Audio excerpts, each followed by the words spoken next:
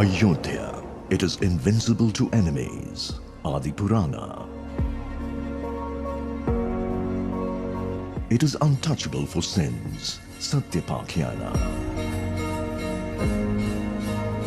It is unbeatable by anyone.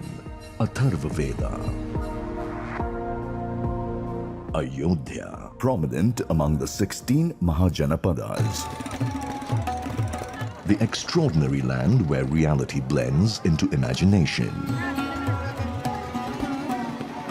The soil where gods and goddesses blend with ordinary folk as if in an extended family. Even the god here is a citizen endowed with legal rights. History and faith, truth and myth travel together here, even in the 21st century. Politics and religion always kept armed vigil here to settle old debts and carry out ancient promises, all for the sake of power. Ayodhya goes on through revenge and retribution, war and wealth, lust and love, eroticism and asceticism. A journey through Ayodhya's hoary past as a new temple rises exactly where the Mughals are believed to have destroyed an ancient temple to build a masjid. Once upon a time, Ayodhya was an obscure ancient town. Yet the story of Sri Ram originated in this tiny land, thrived as the dominant faith in South Asia for more than 2,500 years. This story had different versions and interpretations in all Indian languages. It has traveled across Asia with popular versions appearing in a host of countries, ranging from Japan, China, and Indonesia to Thailand, Cambodia, Laos, and Nepal. There is not one but more than 300 Ramayanas. Buddhists of Cambodia, Muslims of Indonesia, Shintoists of Japan, Dai people of China, and even the Mappilas of Malabar have Ramayanas of their own. और मुझे लगता है कि अयोध्या का जो सांस्कृतिक और जो उसका आध्यात्मिक महत्व है, जो उसका मैथोलॉजिकल और स्पिरिचुअल एस्पेक्ट है, वो हमेशा से मौजूद रहा है। 1573 में ऐसा मान्यता है कि गोस्वामी तुलसीदास ने बालकांड यहाँ लिखा रामचरितमानस का, और बालकांड लिख करके फिर वो काशी गए और उन्होंने रामचरितमानस पूरी की। लेकिन फिर हमें ये देखना चाहिए कि जिस ग्रंथ को, जिस एपिक को वो लिख रहे थे जनमानस के लिए, वो बाद में धर्म ग्रंथ बना और एक पूरी संस्कृति भारत की चली जो रामायण बेस है। जो जो जो Rama. Ayodhya of the epics, one of the 7 most sacred cities to the Hindus, one among the Mokshadeni Saptapuras.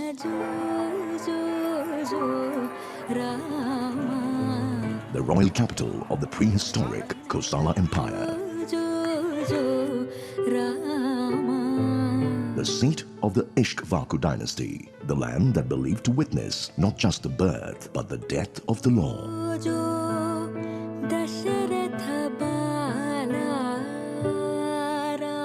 Ayodhya, it was Saket, the prominent Buddha Jain center until the 6th century BCE.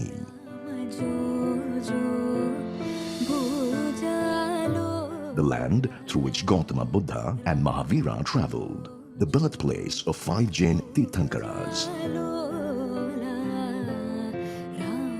Much before the time of empires, Ayodhya too consisted of multiple and tiny principalities. When the native tribes continued to remain in their traditional forest dwellings, a new Vedic community arose practicing agriculture and trade. A community using copper tools and weapons instead of those made with animal bones and wood came into being here.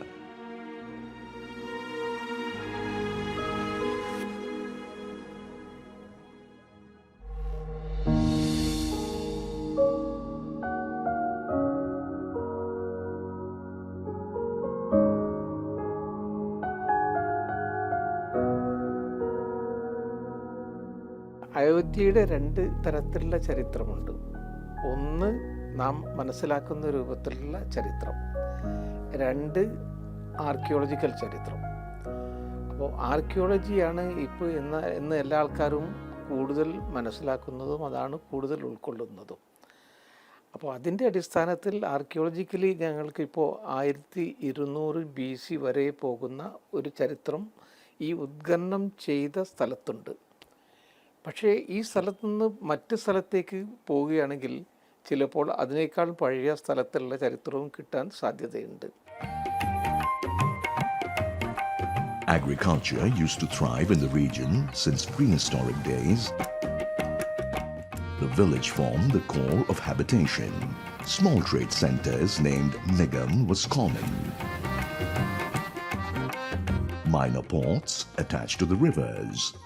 These habitations grew into towns and larger towns as civilization advanced. Yet, no archaeological evidence substantiates the existence of the mega-city of Ayodhya as described in Ramayana. Lord Ram's Ayodhya should be another place drowned in Saryu, said Govinda Acharya, the RSS ideologue, some time ago to a journalist. രാമായണത്തിൽ പറയുന്ന പല തരത്തിലുള്ള നഗരവീഥികളെക്കുറിച്ച് പറയുന്നുണ്ട്. അങ്ങനെയുള്ള നഗരവീഥികളൊന്നും ഇതേവരെ archaeological എക്സ്കവേഷനിൽ കിട്ടിയിട്ടില്ല.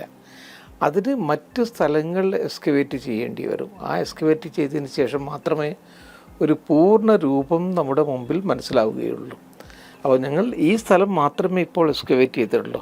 അത് 2.27 acre area, അതുമാത്രം, അതും ജന്മസ്ഥാൻ എന്ന് പറയുന്ന സ്ഥലത്താണ് എക്സ്കവേറ്റ് ചെയ്തത്. ഇതിനും 2-3 എക്സ്കവേഷൻസ് ഉണ്ടായിരുന്നു.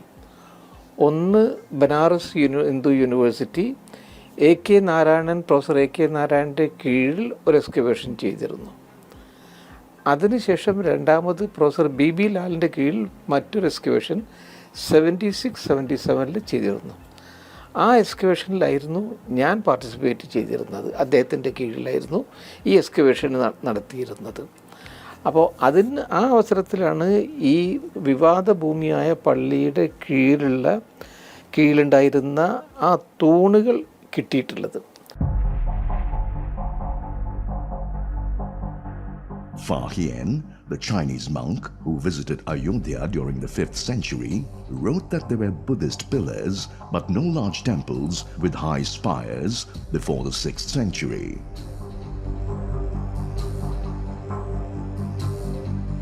Huensang, who came 2 centuries later, saw scores of monasteries with hundreds of Mahayana and Hinayana Buddhists and nearly 10 Hindu temples. According to Hans Becker, a Dutch Indologist and historian, Saket, said to be the other name of Ayodhya, was a culturally developed center of ancient India.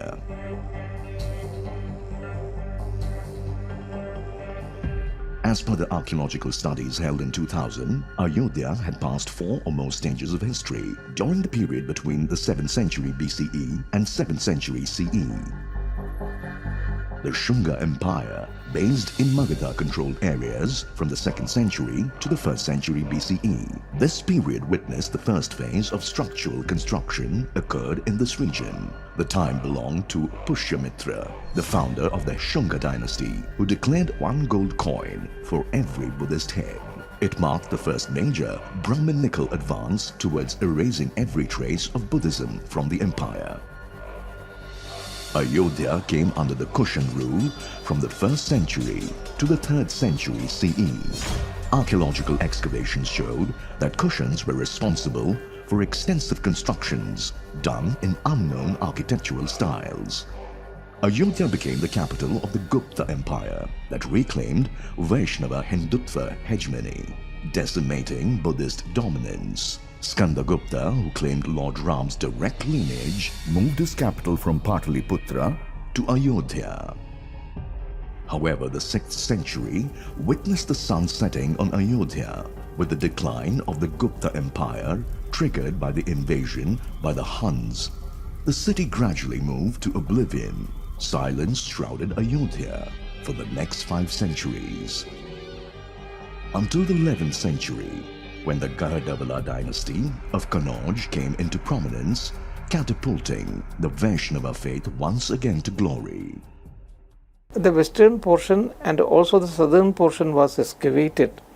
There we could get the pillar bases, the brick bases on which these pillars stood. So there were many pillar bases like that one. And some of the sculptures mean that terracotta sculptures made out of mud was also located there. So if it was a Islamic structure or and especially a Muslim structure, you are not supposed to get all this kind of terracotta sculptures because that is haram. It is prohibited in an Islamic area. So it was on the basis of this Professor Bibilal had said, no, below the mosque that there was a temple.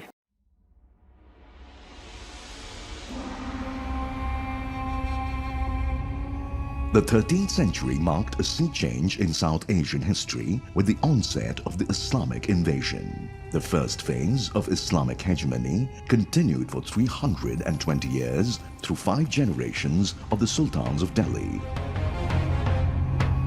Awadh, which included Ayodhya, created new political and cultural marks on the Mughal British history. With the death of the last Mughal emperor, Aurangzeb, Awadh came under the local Shia Nawabs for some time. But the advent of colonial hegemony marked the end of the Nawabs era.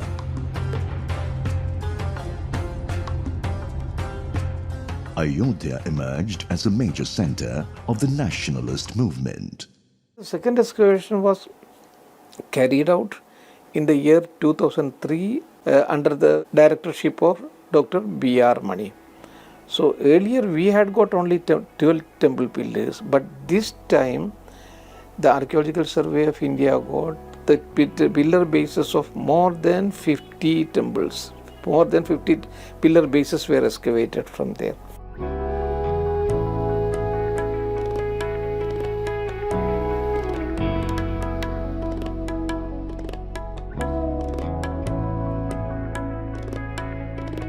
This means this was not a small temple, it was a huge temple. And then the pranala was excavated from there. What is a pranala? Pranala, because every day you had to do a ceremonial bathing for the pradishta. And then that water goes through, this Abhisheka Jala goes through the pranala. So this was a crocodile pranala. Crocodile pranala means crocodile is a symbol of river Ganges. So it was a crocodile pranala. Had it been a mosque, you would not have got this kind of crocodile pranala. And then on the top of the temples, that is North Indian temples, there would be amalka. That amalka was excavated from the same site. So neither this amalka nor this pranala would be, you will not get it from a residential area. It should be only from a temple area. The Nawabs of Lucknow, who had Persian roots, were different from the Sultans of Delhi. Nawab Sadat Ali Khan I was the founder of the autonomous state of Awadh in 1724. The first Nawab made Awadh the center of political action. Efficient administration doubled the kingdom's annual revenue, which pleased the Mughals too. Awadh posed an opportunity as well as a challenge to the Mughals. Bangash tribals, Rajputs and Nadir Shah were resisted by Sadat Khan with tact and strength, yet Khan poisoned himself to death at Delhi's Dara Shukho Mahal.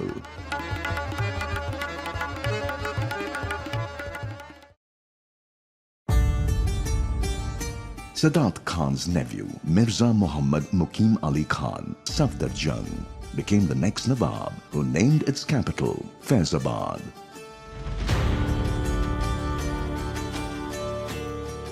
Nawab's right-hand man and Diwan Atmaram and his sons Ram Narayan and Mahanarayan collectively turned Faizabad into a beautiful city.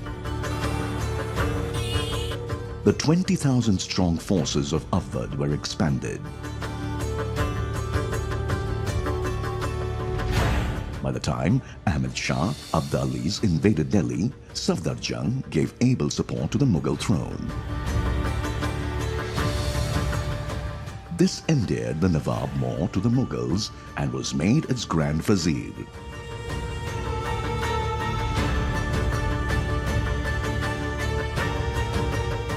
Safdar Jung was also known for his strict morals in stark contrast to other Nawabs known for larger harems. Safdar Jung's wife was Begum Sadrunnisa, known later as Nawab Begum.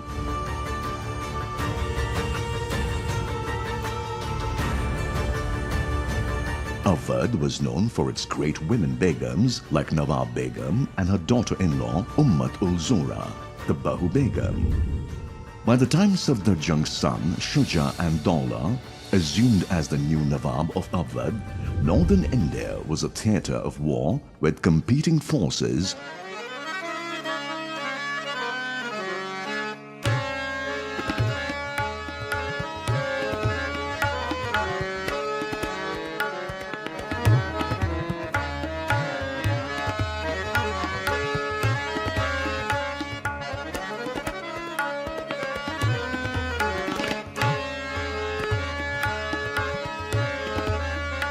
It was a wonderful experience for all of us that we could discover, we could go dive down into the historical antiquity, into the historical past, and could be part and parcel of that kind of excavation. But at that time it was not an important issue. That also we should realize. Shuja replaced Lucknow to make Faizabad spectacularly rebuilt, even to rival Delhi as the new capital.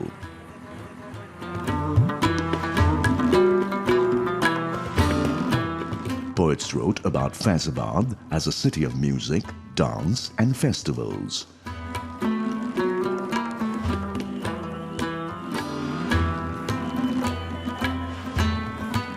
But prominent Hindus assumed important positions of power in Shuja's palace.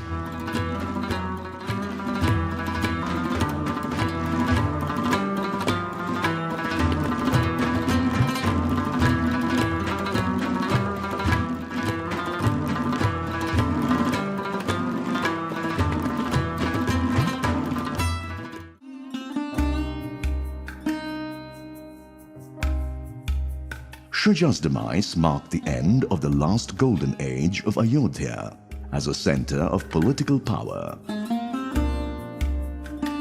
Lucknow emerged as the new center of Awadh. Ayodhya and Faizabad joined nationalist politics. Shuja built a fort in 1764 in the northwest of the city, which was named for Calcutta or Chota Calcutta. The rebuilt Faizabad architecture has the signature of many foreigners. The half-moon-shaped public market, gardens like Anguri Bagh, Lal Bagh and Moti Bagh. Safdar Jung had begun the building of Gulab Bari, the Garden of Roses, built on the eastern side of the old market. Meena Bazaar, which was completed by Shuja.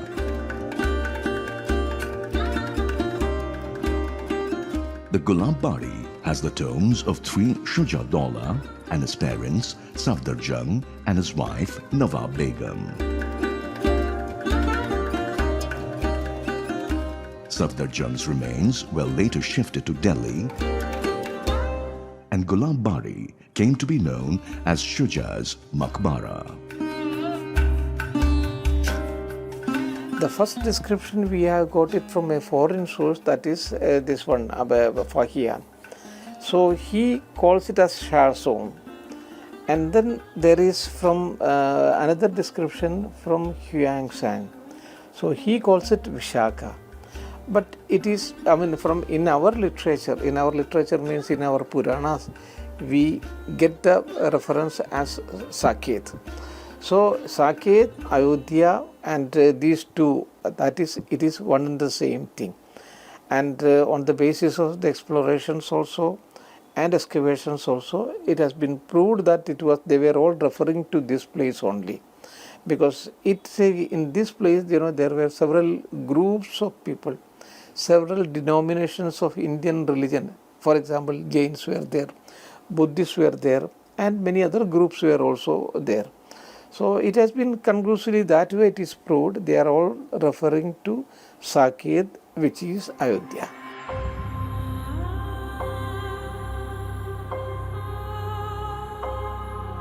Even as history was taking Ayodhya by storm, the Nawab Begum and Bahu Begum demonstrated their incredible willpower and fortitude. They resisted the British who came to loot. The great Begums partitioned their wealth into 3 parts even as the British were approaching. One part was kept for the maintenance of the royal tombs, the second for all charity on the holy days, and the last for thousands of their servants to take care of the rest of their lives. Moti Mahal, the residence of Bahu Begum, is today battling with time to delay the inevitable. The Begum had entrusted 1 lakh rupees with the Wazir Darb Ali to build her own tomb after her death.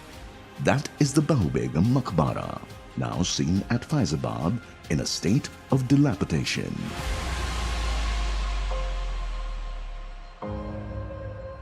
Even when the 4th Nawab Wazir, Asif ud Daula, angrily abandoned Faizabad as Awadh's capital and moved it to Lucknow in 1775, these brave women stayed on as the trusted Begums of the people of the Saryu.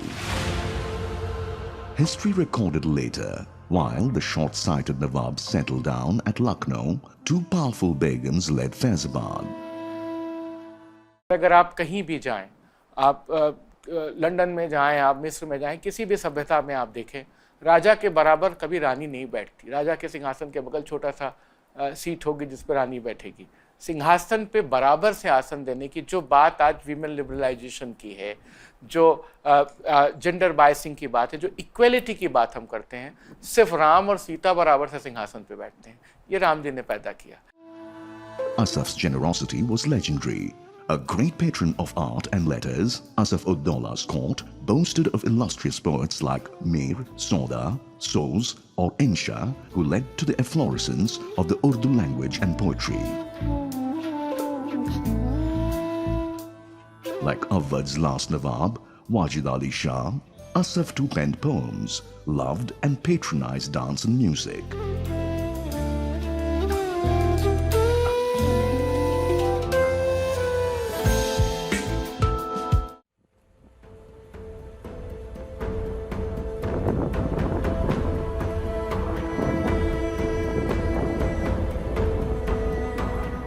He also created thousands of jobs by ordering the construction of the famed Asaf's Imambara to help his subjects survive the Great Drought of 1784. He deployed European architects and painters like Claude Martin, John Zoffany, and William Hedges to build and beautify Lucknow city. He also was the flag bearer of the Hindu-Muslim hybrid culture, the famed Ganga Jumni Tehzeeb. The Awadhi Nawab celebrated the Hindu festival of Vasant Panchami at his own darbar.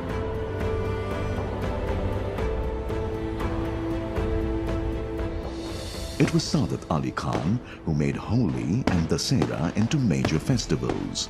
Khan had directly participated in the famed Ram Leela of Lucknow, one of the greatest Hindu festivals.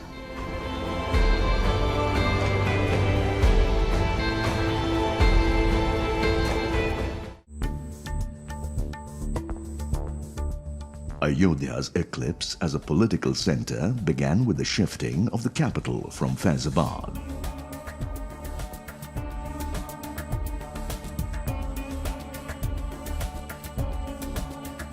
This also marked the decline of the Ganga Jamuni Tehzeeb and the beginning of the Hindu-Muslim differences fueled deliberately by the British policy to divide and rule. The seeds were sown during those days for the Mandir Masjid conflict, gradually forgotten was the fact that Ayodhya, which now evokes the images of violent conflicts between two communities, has also a great legacy of fraternity. Ayodhya was also the land of Nawabs, who personally performed Krishna Leela and Ram Leela. Nawabs of Awadh fought invaders with the able help of his valiant Hindu commanders. Wajid Ali not just provided land to build Ayodhya's legendary Hanuman Garhi temple, but also saved it from the invading Sunni fundamentalists. It was the British who exiled Wajid Ali to Kolkata and ended this great age of fraternity. Hindus and Muslims fought together against the British during the First Indian War of Independence under the legendary leadership of Wajid Ali's Begum, Hazrat Mahal. The friendship and harmony remained vibrant even during the violent days of Partition II, when Ayodhya remained as an oasis of peace when fires of communal war raged all around.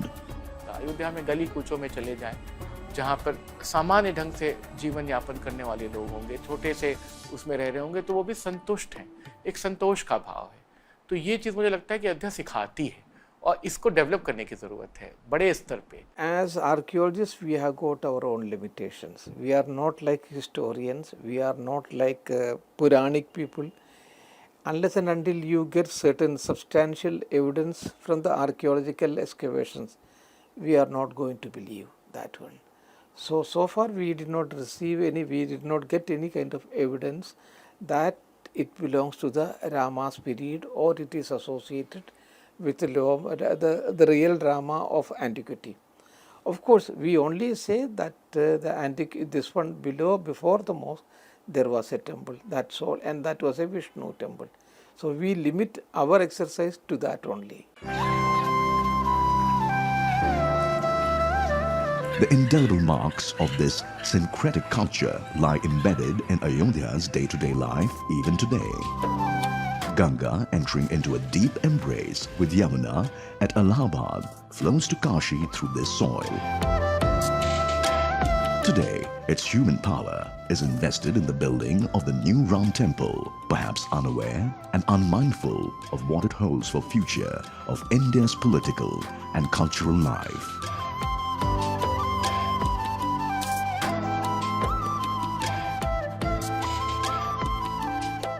But their dedication is unmistakable, almost as dedicated as the monkey army that built the Setu for Lord Ram to reach Lanka.